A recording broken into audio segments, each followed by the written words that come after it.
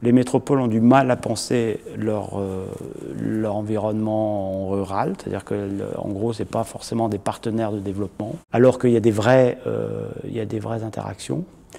et il y a des vrais bénéfices mutuels. Un des soucis qu'on a en termes d'aménagement, c'est qu'il n'y a pas forcément l'organisation politique qui va avec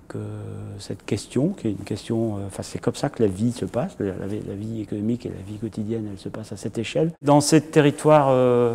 intermédiaires, il y a souvent une visibilité un peu plus grande de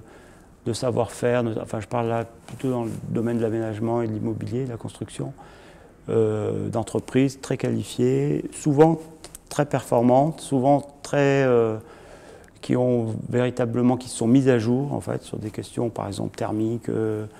environnementales, donc qui ont fait des efforts de développement, de formation,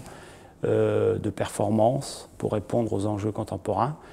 et qui sont souvent en plus appuyés en même temps sur un savoir-faire traditionnel très fort, par exemple des charpentiers ou des maçons ou des constructeurs, des entreprises qui vont à la fois avoir l'héritage de la tradition, rapporter un territoire, la ressource d'un territoire, les mélèzes ou les épicéas ou la pierre ou que sais-je, et en même temps développer, l'actualiser ce savoir-faire. À chaque lieu a son identité et nous qui sommes architectes, c'est très important qu'on arrive à maintenir en fait ces qualités spécifiques des lieux qui en font la richesse finalement dans le long terme.